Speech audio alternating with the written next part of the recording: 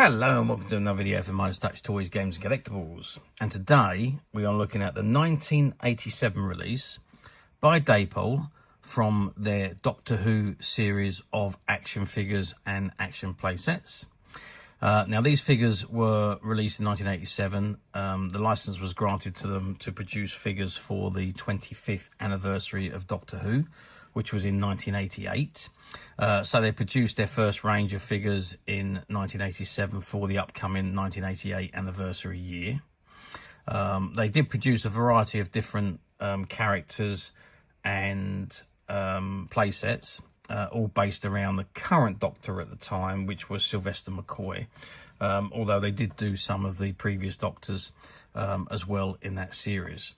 So that was series 1. They then produced a second series in 1991, and they was then supposed to produce in 1989 they produced a second series.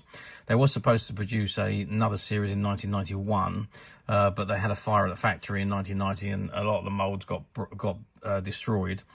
So the next batch of figures they didn't produce until 1996.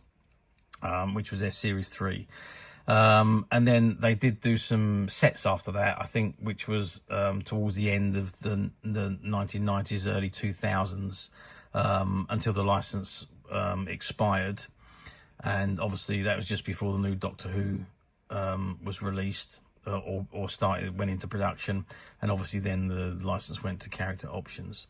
But I've digressed here. We are looking at the 1987 release by Dapol, and this particular item we're looking at today, or this particular figure we're looking at today, is of the Doctor's robot dog computer, K9. Okay, so this is the card that it comes on. And it says Doctor Who, and you've got the TARDIS in the bubble, which is from the 1980s title sequence, Sylvester McCoy's opening title sequence. And there you've got an image of K9. And it says K9, the robot's personal K9, the Doctor's personal robot dog computer. And you've got the Dapol logo on the bottom left-hand side. Okay, so that's the front of the card. I'm just going to spin the card round, and let's see what we've got on the back. Okay, so on the back of the card, it says at the very top, not recommended for children under 5. You've got the same TARDIS in the bubble there from the opening title sequences, and it says Doctor Who from Dapol. You've got the barcode there, and it says the Doctor, a Time Lord from Gallifrey. Mel, the last companion of the 6th Doctor and the first companion of the 7th. The Tetrap, the first monster to encounter the 7th Doctor. The TARDIS, time and relative dimensions in space, the Doctor's time machine. K9, the Doctor's personal robot dog computer, and the TARDIS control console. And you've got BBC 1987, licensed by BBC Enterprise Limited, and the Tetrap is copyright BBC, Pip and Jane Baker, and you've got Dapol, Winsford, Cheshire. Okay, so that's the back of the card. So let's turn the card around now and have a look at the figure itself. Okay, so I've zoomed right in on the figure itself, and there you can see K9. Now, unfortunately, he's still sealed on the card, or fortunately, however you like to look at it, so I can't actually remove him from the card, and I don't have a K9 in my collection to show you what he looks like outside of the card. So we are going to have to just look at him through the bubble, I'm afraid. So let's just get some sizes of him first of all. So K9 measures from back to nose 8 centimeters. Height wise, we are looking at from the top of his ears to the bottom. Let's just move out a little bit. You can see it's 5 centimeters. And width wise, you can just, in fact, let me zoom out a little bit so you can see a little bit better. So we are looking at about 3 centimeters wide at the widest point, which is his back there. Okay, now obviously K9 has got the ears at the top of his head, which I don't think they move. I think they're just literally there for show. I don't think you can turn them. He does have a pull-out blaster on his nose, so you can grab hold of it, and you just see it in there. You can grab hold of his nose and pull that out, which was his blaster. Other than that, he does have a pull back and go motion, just like the Daleks do in the Dapol range. So you pull him up, pull him back, and away he goes.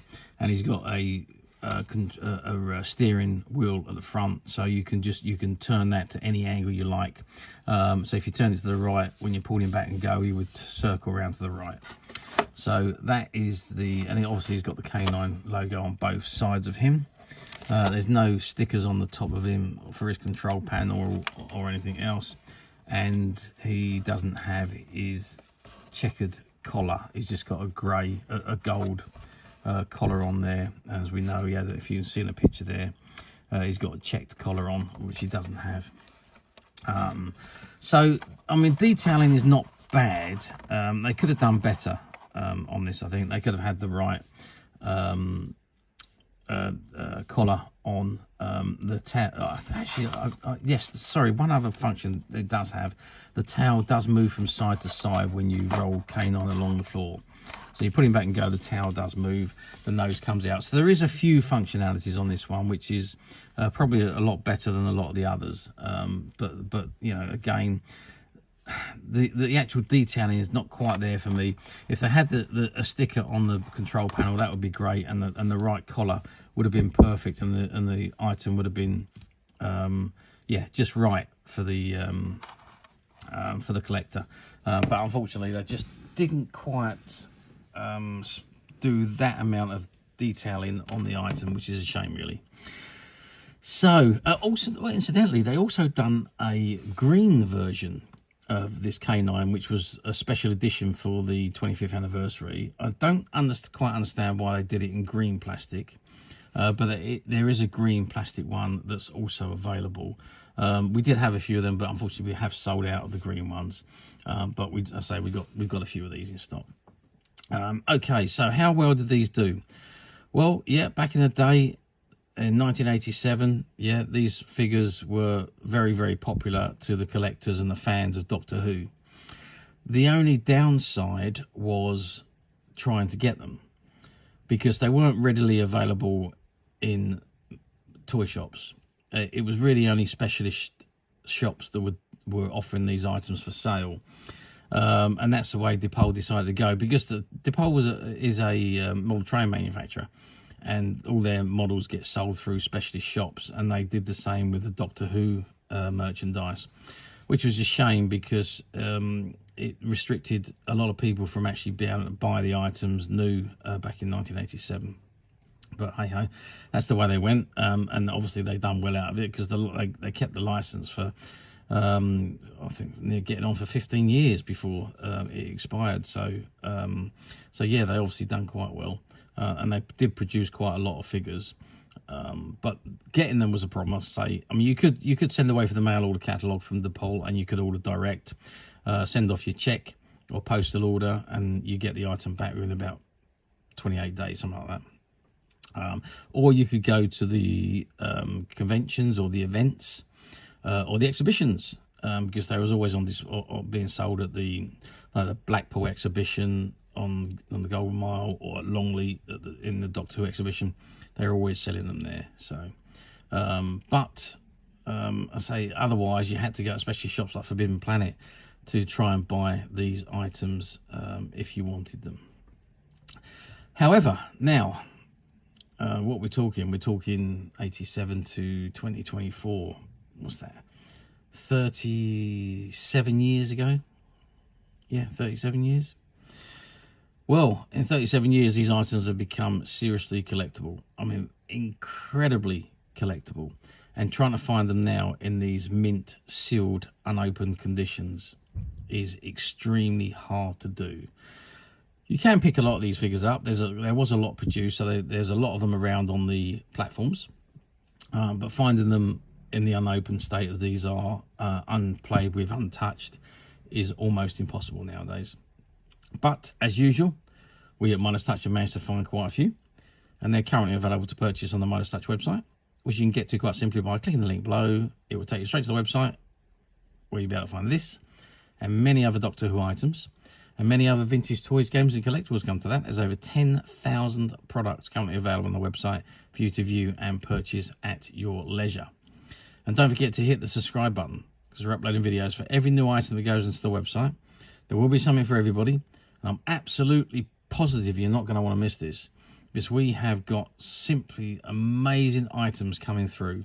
Old, vintage, ultra rare collectibles, which we're working very hard trying to get ready for the website, to get uploaded onto the website and to shoot videos for. So stay tuned, keep watching, because you will not want to miss these awesome items that are coming through. Okay, that is it for me on this particular item. I do hope you've enjoyed this very short video. Thanks for watching, and we'll see you again soon.